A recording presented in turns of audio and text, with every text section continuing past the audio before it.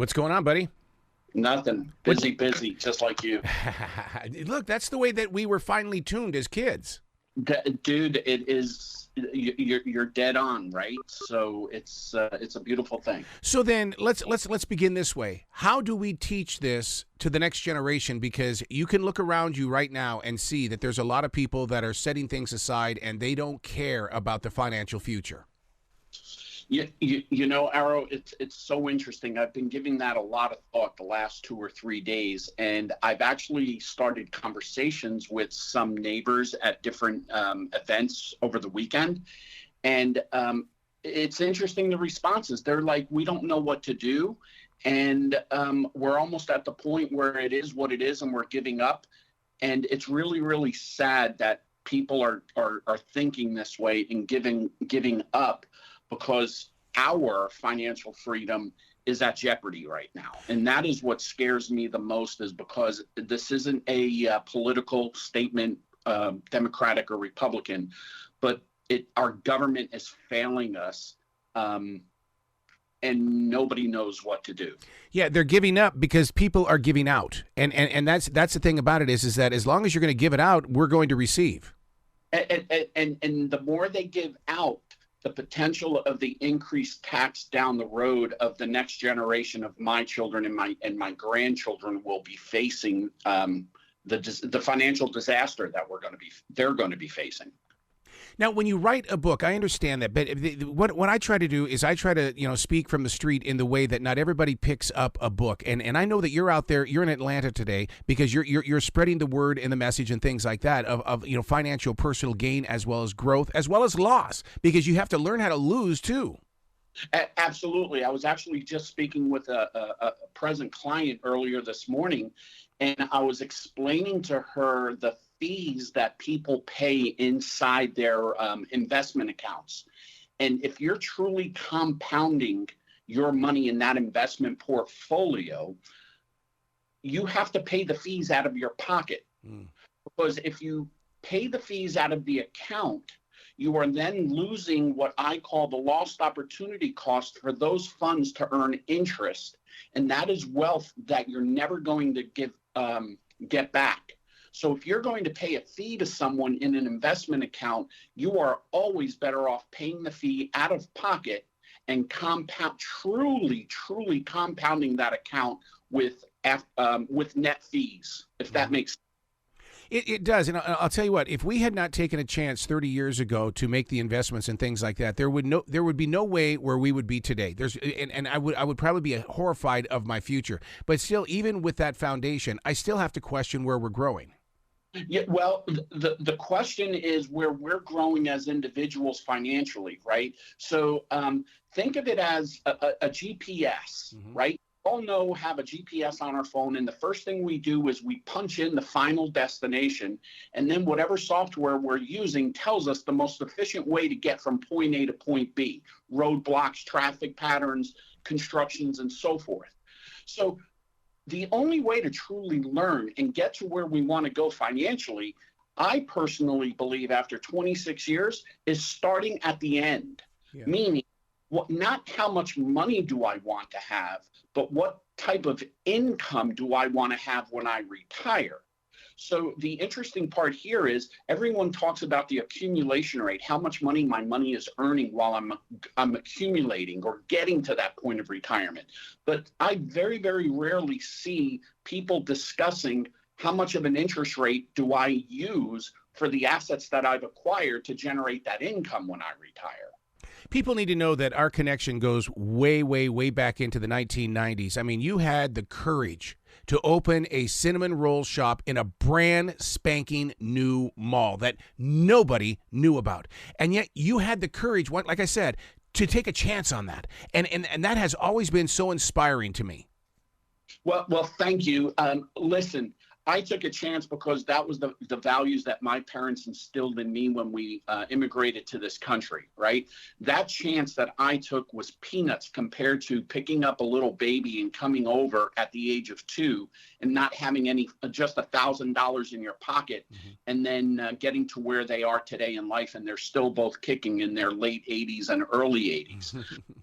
So I truly believe that the values of teaching your children morals, financials are so important in the world that that's the future. That is, if you're given the proper guidance when you're younger, it makes life a lot easier later on, and you can accept those challenges when they present themselves. Because remember, no one made the challenge possible unless the person accepts it and says, yes, I am going to do it no matter what it takes. I'm willing to give it a shot to have the American dream.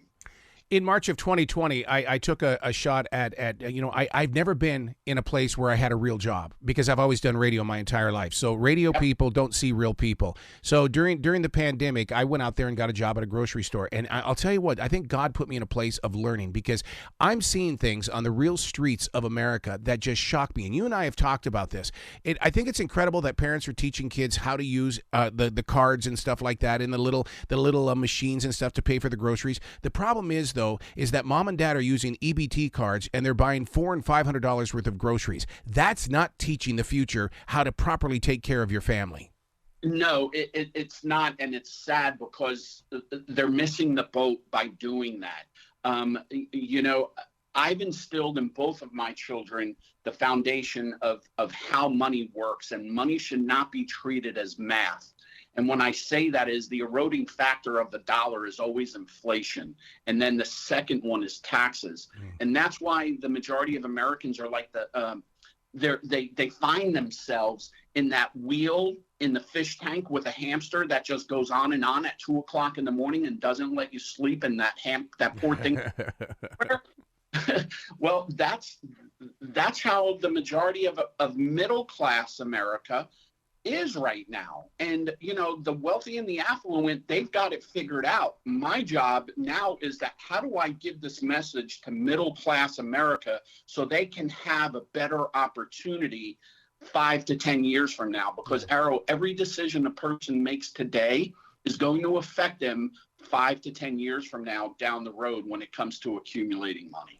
See, I believe that every person should have a financial protector. And what I mean by that is that I know how my life changed when all of a sudden, what is this? They've invented a thing called an ATM card and an ATM machine. My life changed because all of a sudden money was readily available to me. So with a financial advisor, I've sat down and had those conversations where they say, back down. This is my job to protect your money. You're not going to get it until you really physically need it, if you ever need it. Well, that's interesting. I think totally different. Do you? And here's the reason why, Arrow. Who am I to tell you what you can do with or without your money? Okay. Right? I'm just giving advice on what you should or you shouldn't do. Right. When I hear the word protector, I think about, how do I protect your money from market loss? God. How do I protect your money from possible decline of the deflation of the dollar? So think of it this way. If the affluent have figured out, the affluent do not keep their money compounded in an account. They use something that is called the velocity of money, and they generate multiple returns. And you know who has it figured out the most? Are banks and insurance companies.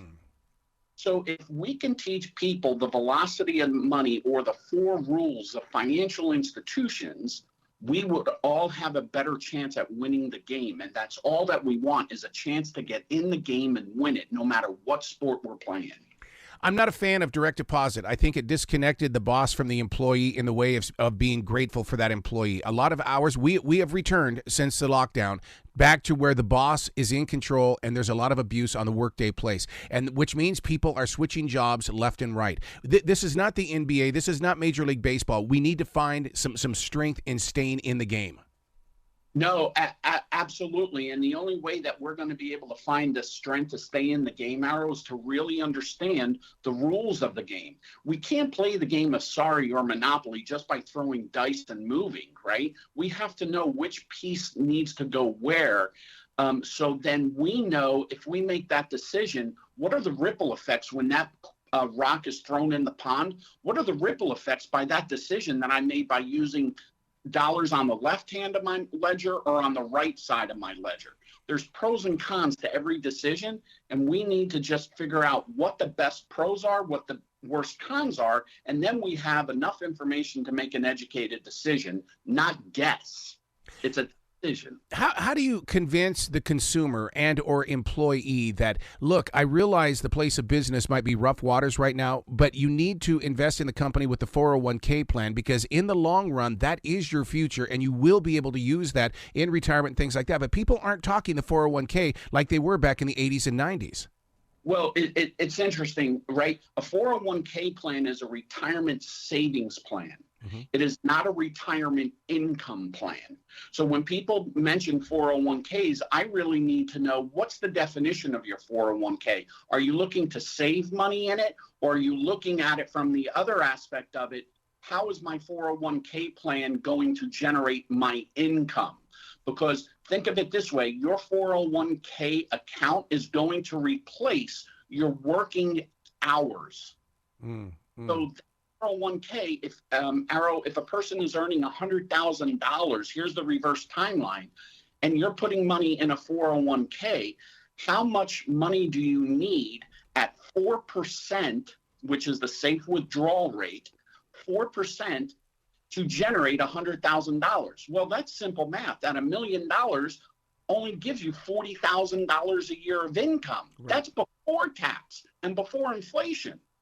So, we have to really think about what is a 401k and how are we going to use it to the best of our advantage. And remember one thing, the company doesn't take any risk.